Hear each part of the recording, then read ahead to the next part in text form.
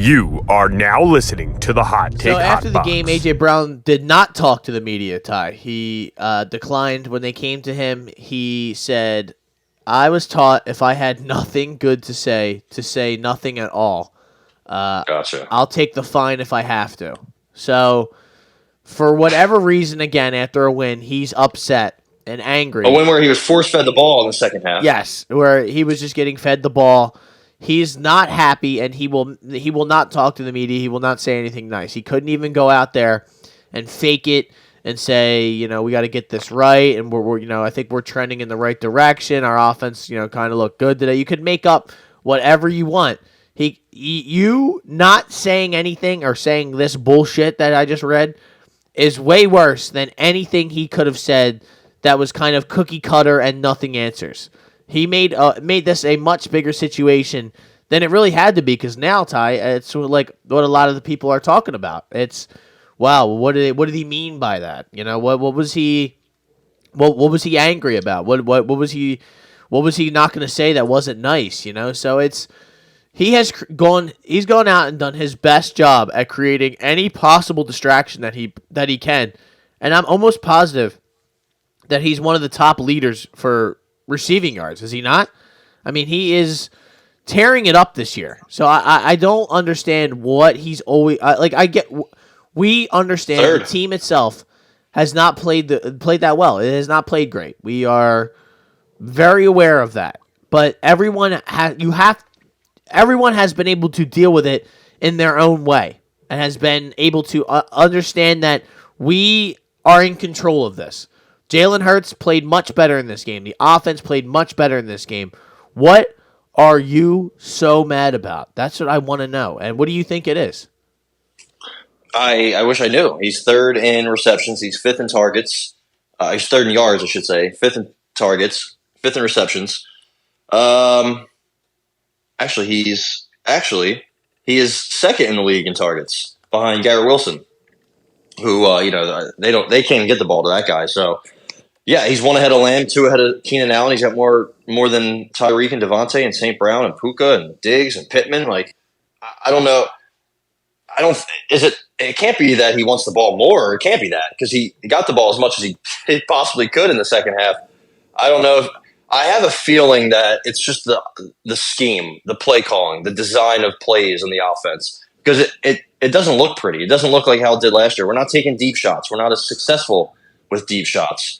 Like you said, we're not really going over the middle. So it's like, what are we even running? It seems like we're running a very vanilla, basic, just gross offense. Like, there's nothing sexy about it. Like, San Francisco runs some sexy ass offense. So does Miami. And I just don't really know. I at least that's my opinion. I don't know what he's mad at. He could be mad at anything. It could be like the air quality. It could be the L on the Lincoln Financial sign. Maybe. He doesn't like the way they flag. chant they do the Eagles chant. He doesn't like the song. It could be a lot of stuff. Yeah, like it could be anything. Jason Kelsey's beard, the coffee in maybe. the NovaCare Center.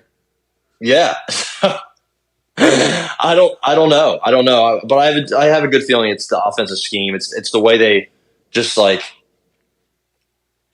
don't really have this grand plan of how to run an offense from a coaching standpoint. It's kind of just, we have some guys, so let's hopefully they win their reps, and let's try to get them the ball on a slant. Like, that's it. And, maybe that's it. That has to be it. At least that's what I'm thinking, because it can't be Jalen. Jalen hasn't been that bad.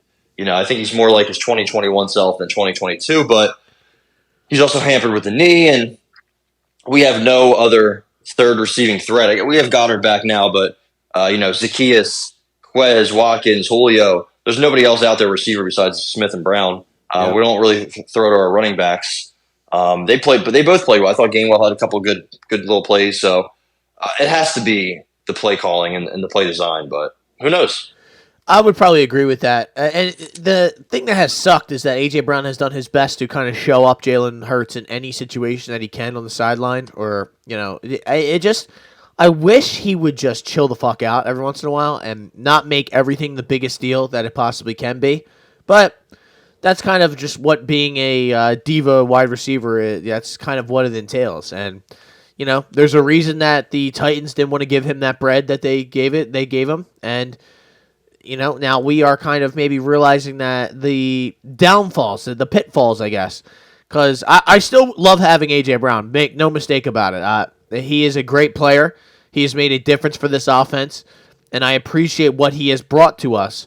But there are some negatives to having him, and we are kind of experiencing some of those negatives. And it's unfortunate, but we will have to get through this. I mean, if I was in his situation, maybe I would feel the same way, towards the Brian Johnsons and the Nick Siriannis of the world. I would do my best to not let the media know about it, let the people outside know about it, because that just shows your team any weakness. And if you're truly a competitor, then you don't want anyone outside of your building to think that there's anything wrong. You would want everyone to know that we're all on the same page and everything. And it unlike last year, this team just feels like they're not on the same page. It does feel like the team, not even, I would say like maybe the year after we won the Super Bowl, again when we had Wentz came back, and it just seemed like we were just disjointed the entire year. Like the year before that was like we were just blowing teams out. It was like a wave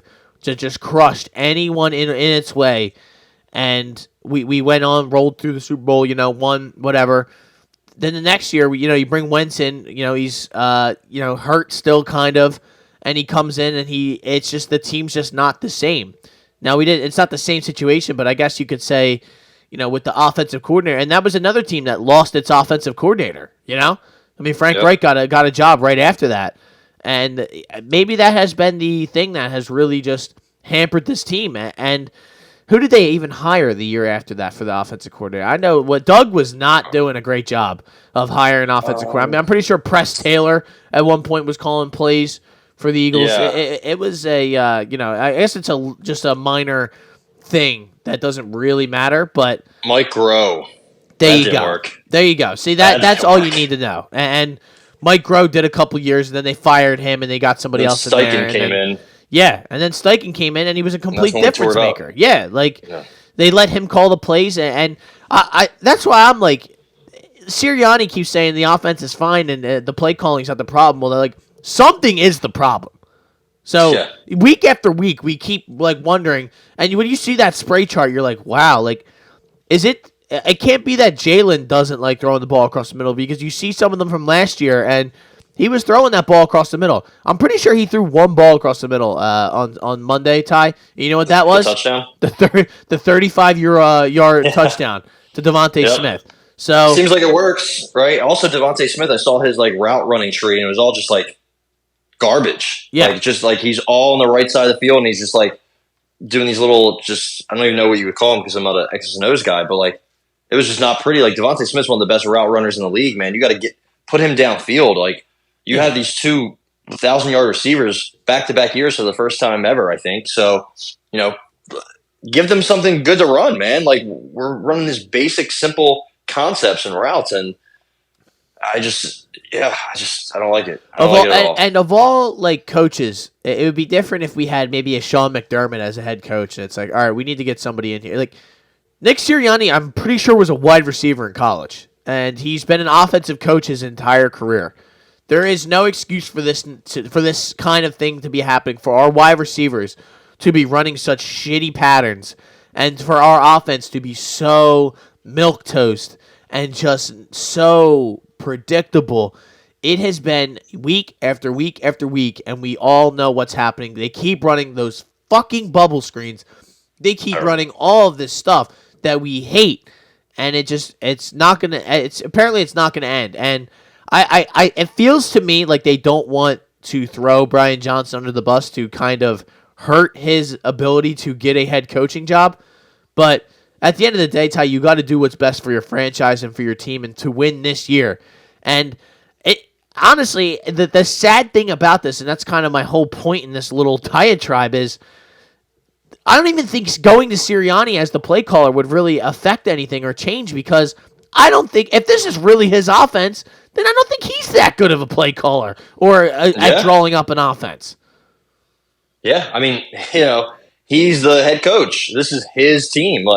If he doesn't like what the calls are. He's going to put his own calls in. And I don't know if he's done that much, but if he has been good. So, I'm kind of wondering where we can get some the offensive philosophy. You are now listening to the Hot Take Hot Box.